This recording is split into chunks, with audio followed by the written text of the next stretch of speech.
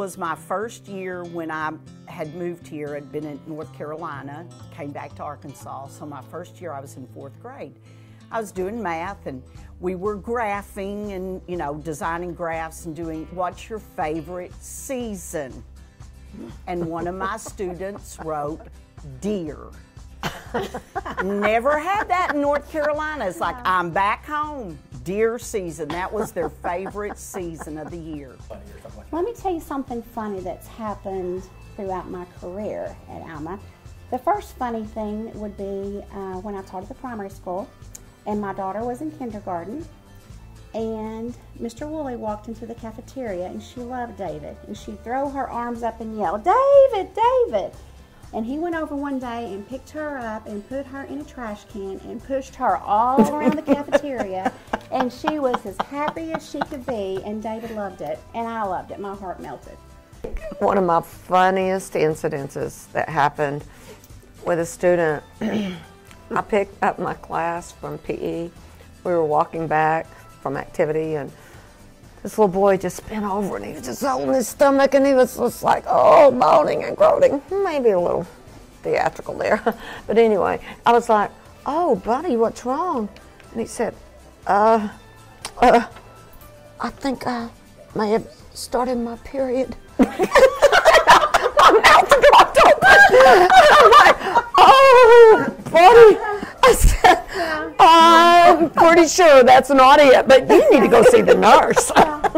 Everybody will say June, July, and August. I started. Now that's changed. Yeah. It's not really June, July, and August anymore. No. Maybe But July. I think I became a teacher because, well, my mother had worked here for 30 plus years, and so I grew up loving Alma.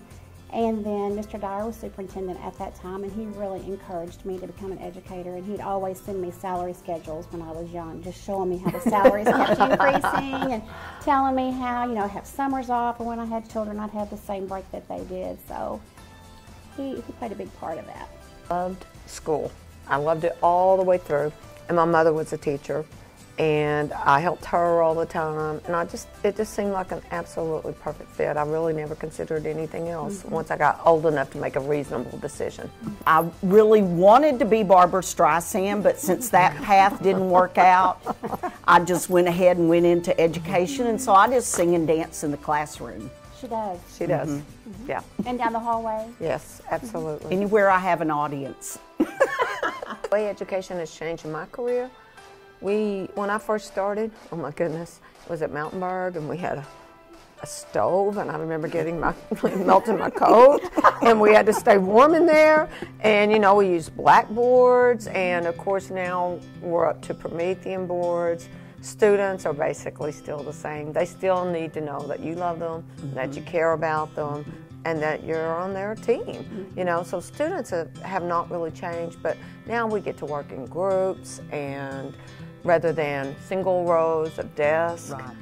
And that's a huge difference. So many hands-on Hands-on. activities, and they're encouraged now to talk and to discuss it, where before it was more, you know, the teachers, I don't want to use the word lecturing, not at this age, but that's more or less what it is, and the students were listening, and now it's so much more interactive. Some advice I would give to young teachers: have a sense of humor. Keep that sense of humor, because you never know. Oh my goodness, you have to have a sense of humor. You have to have fun. You do. Right. Get to know And it can all go yourself. together. Fun and learning. Absolutely, it can. Laughter. If you're not having and- fun, they're not having fun, they're not learning. My advice would be to get to know your students That's and what I was let gonna them say. know you. Yeah. Let them get to know you, because then you form that bond, and that's special. It's important, of course, to know your curriculum, but it's more important to know your students. Exactly. It is. These three faces right here, 99 years in the classroom. Yes. 99 years of 99 years. starting all over every year. Every day. Does that make us slow learners or what?